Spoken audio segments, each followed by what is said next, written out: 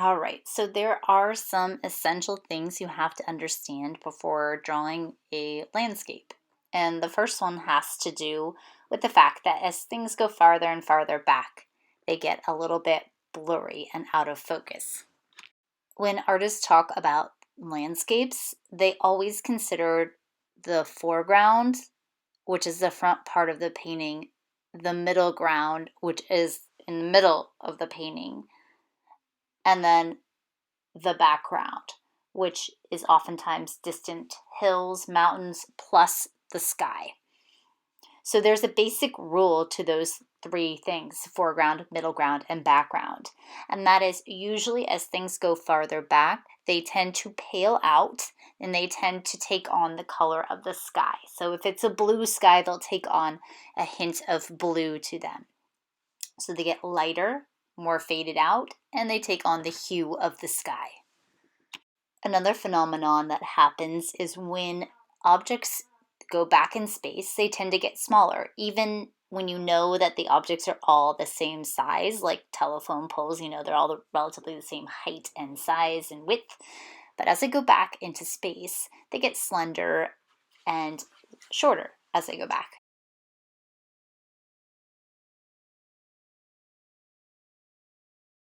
In this painting from the 1500s, you can tell that the artist has a pretty good understanding of diminution, that idea that as things go back, they get tinier and more skinny as well. So you can see there's kind of a row of trees, and the one in front is very tall. The middle one is a little bit slimmer and it doesn't look quite as high, and the trees successively get smaller as they go back. Same with the people. You can see there's a couple of hunters in the front, and yet there's far down in that kind of valley below all these tiny little people skating.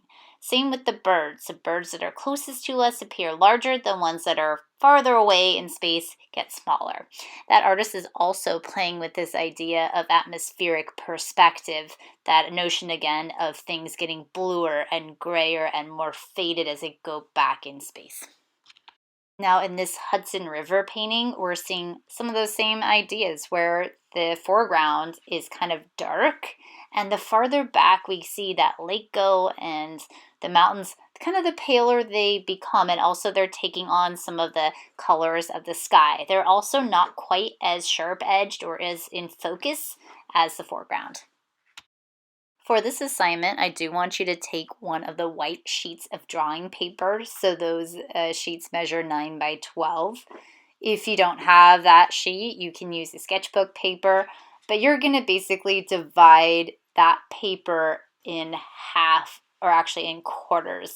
So if it's a 9 by 12, on the long side, you'll make a mark at 6 inches on both sides. And then if it's on the short side, it would be 4.5, 4.5 inches.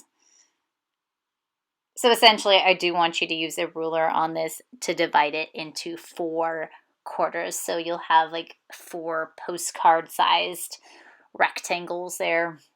I've numbered each one. So there's like a number 1, 2, 3, and 4.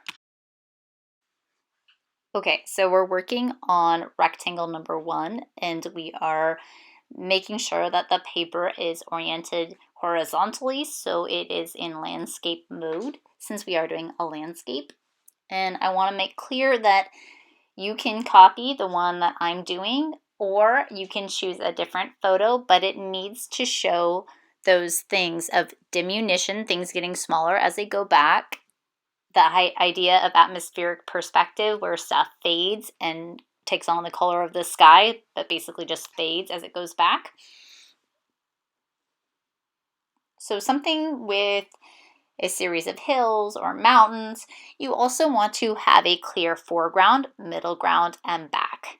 So right now that's what I'm starting on. I'm actually copying from a really famous artist who I really admire. This is the foreground part. So foreground means front, so it's the front part of the painting. And these skills that you're learning now are going to transfer over into painting as well. So you need to understand what a foreground is. And usually there's some detail in the foreground, but it's actually the middle ground where the most detail occurs. And that's kind of replicating how the human eye perceives things. So I'm going to go ahead and draw in some trees. This is a scene of the High Sierras. So kind of think of Tahoe, but more isolated. That horizontal line in the background area or in the distance, that is the top of the water. So that is the lake. So it's the surface of the lake. Whenever you have a lake surface, it has to be perfectly straight, and it would have to be a horizontal line. The goal here is to convey a sense of depth and distance, like you're looking across thousands of feet and you can see a long way. So that's why those trees in the far kind of little island area are much smaller than the trees that are up close to the viewer. That's part of diminution. One thing that I didn't mention that helps with depth is having shapes overlap.